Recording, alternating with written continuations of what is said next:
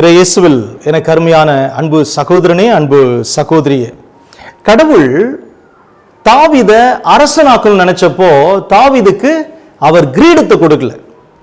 ஒரு கிரீடத்தை எடுத்து அவன் தலை மேல வச்சு நீ போ, இனி நீ தான் அரசன் அப்படின்னு சொல்லல. அவன் என்ன செஞ்சார் தெரியுமா? கோலியாத்துக்கிட்ட அனுப்பி வச்சார்.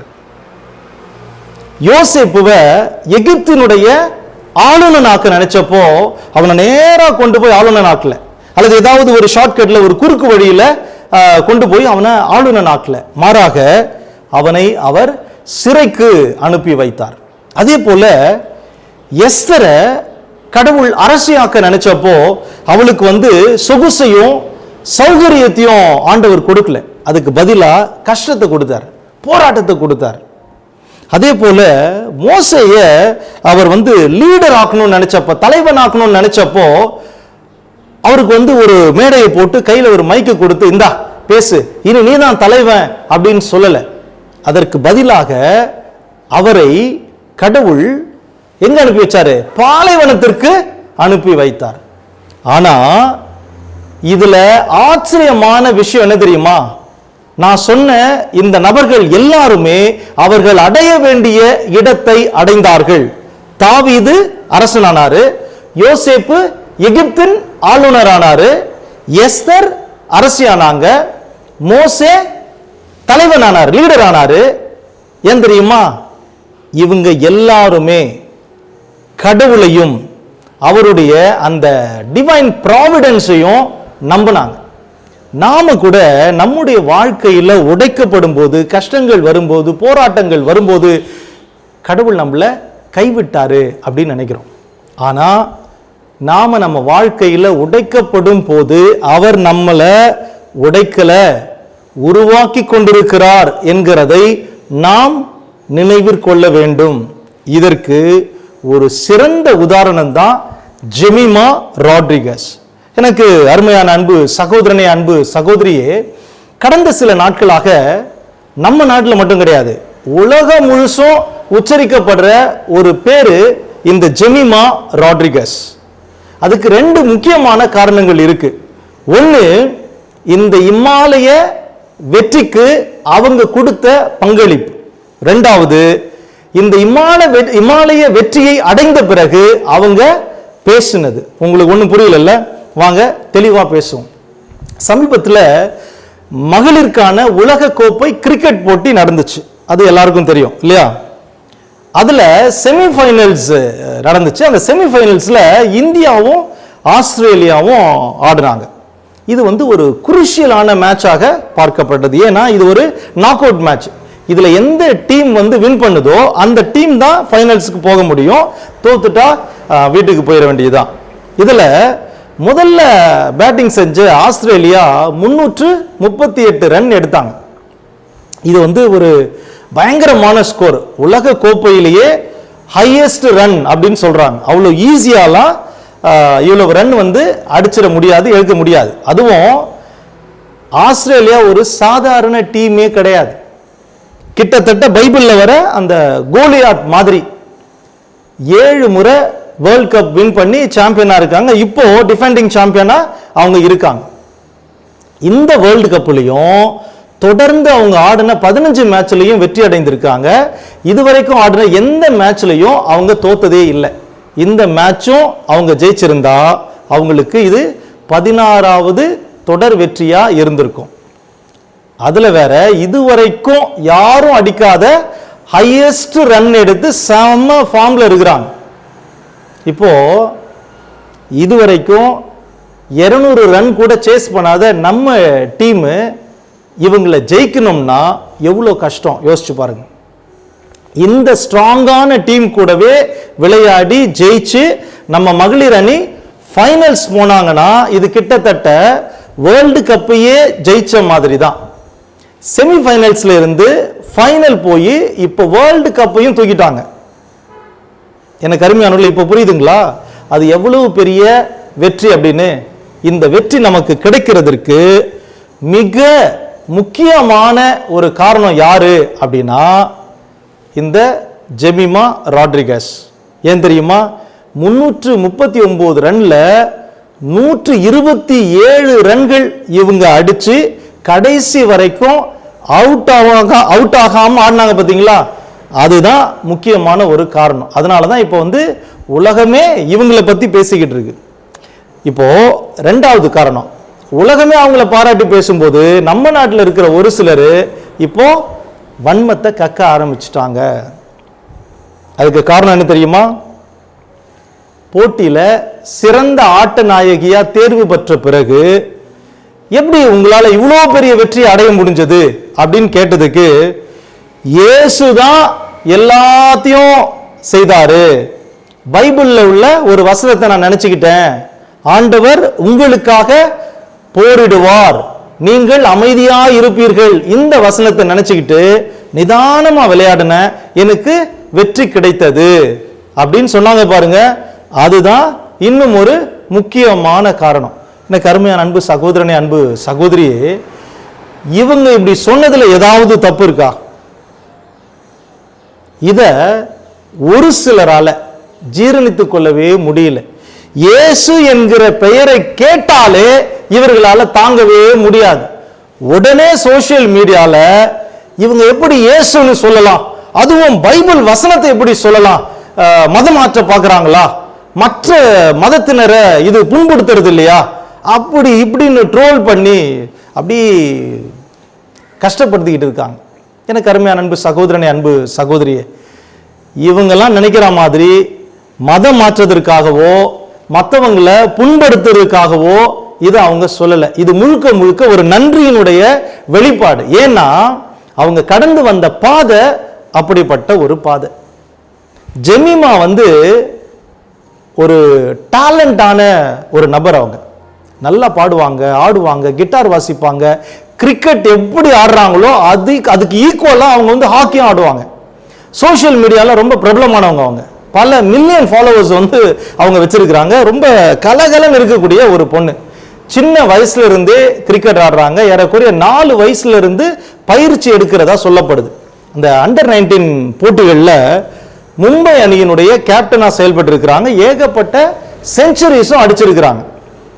அப்போதுல இருந்தே கிரிக்கெட் வட்டாரங்கள்ல இவங்க வந்து ரொம்ப ஒரு பிரபலமானவங்க. இவங்களுக்கு இப்போ வெறும் 25 வயசு தான். ஆனா 2018லயே இந்திய கிரிக்கெட் அணிக்கு வந்தாச்சு. T20 போட்டிகளில் தான் அவங்க வந்து அறிமுகமாகறாங்க. நல்லா விளையாடக்கூடிய ஒருத்தவங்களா இருந்தாலும் 2020 நடந்த T20 வேர்ல்ட் கப்லையும் 2022 பெரிதும் எதிர்பார்க்கப்பட்ட உலக கோப்பை போட்டியிலையும் அவங்க பேரு இடம் பெறல. இது வந்து அவங்களுக்கு ஒரு பெரிய மன உளைச்சலையும் வேதனையும் கொடுக்குது. இதனால அவங்களுடைய தன்னம்பிக்கையும் கொஞ்சம் கொஞ்சமா உடைய ஆரம்பிக்குது. 2025 வாய்ப்பு கிடைக்குது. கிடைச்சாலும் சரியா பர்ஃபார்ம் பண்ண முடியல. முதல் 2 மேட்ச்லயுமே டக் அவுட் ஆகுறாங்க. அதனால அவங்களை இந்த பிளேயிங் 11s அப்படின்னு சொல்லுவாங்க, அந்த பிளேயிங் 11ஸ்ல இருந்து டிராப் பண்றாங்க. இதனால திரும்பவும் மன உளைச்சலுக்கு ஆளாகிறாங்க. இவங்க இல்லாமலேயே சில மேட்சஸும் அங்க நடக்குது. பிறகு திரும்பவும் நியூசிலாந்துக்கு எதிரான மேட்ச்ல விளையாடி ஹாஃப் செஞ்சுரி அடிச்சு வெற்றிக்கு வந்து ஒரு முக்கியமான பங்களிக்கிறாங்க. அதன் பிறகு செமிஃபைனல்ஸ்ல செஞ்சுரி அடிச்சு வெற்றிக்கு முக்கிய காரணமாக இருக்கிறாங்க. இந்த ஒரு மனநிலையோட விளையாடும் போது எவ்வளவு பிரஷர் இருந்திருக்கும் கொஞ்சம் யோசிச்சு பாருங்க. அவங்களே சொன்னாங்கல்ல, என்னை எல்லாரும் எப்பவுமே சிரிச்சுக்கிட்டு ஜாலியா இருக்கிற மாதிரி தான் பார்த்துருப்பீங்க, ஆனா கடந்த ஒரு 2-3 வருஷங்களாவே நான் ரொம்ப கஷ்டப்பட்டுக்கிட்டு இருந்தேன். ஏன்னா நினைச்ச அளவுக்கு என்னால விளையாட முடியல. 2 வேர்ல்டு கப்லையும் எனக்கு வந்து விளையாடுறதுக்கு வாய்ப்பு கிடைக்கல. அதுல ரொம்ப நான் வந்து என்ன இருந்தேன், டவுனா ஃபீல் பண்ணிக்கிட்டு இருந்தேன். தினமும் அழுவேன். எங்க அப்பா அம்மா கிட்ட நான் அழாத நாளே இல்லை. இந்த உலக கோப்பை தொடங்கின பிறகும் கூட நான் தினமும் அழுதுகிட்டே தான் இருந்தேன் அப்படின்னு சொல்றாங்க. எனக்கு அருமையான அன்பு சகோதரனே, அன்பு சகோதரியே, கமெண்ட் போடுற யாருக்காவது அல்லது ட்ரோல் பண்ற யாருக்காவது இவங்களுடைய கஷ்டங்கள் தெரியுமா? இவங்க கடந்து வந்திருக்கிற இந்த பாதை தெரியுமா? நாம வந்து ஒரு கேமை பார்த்துட்டு கையை தட்டி சிரிச்சுட்டு போயிடுறோம். ஆனா அதுக்கு பின்னால எவ்வளவு உழைப்பு இருக்கு, எவ்வளவு தியாகம் இருக்கு. எவ்வளவு வழிகள் இருக்கு, எவ்வளவு கண்ணீர் இருக்கு, நாட்டுக்காக விளையாடணும் என்கிற கனவு இருக்கு. இதெல்லாம் புரிஞ்சுக்காம சும்மா நாம என்ன செய்யறோம், காயப்படுத்துறோம்.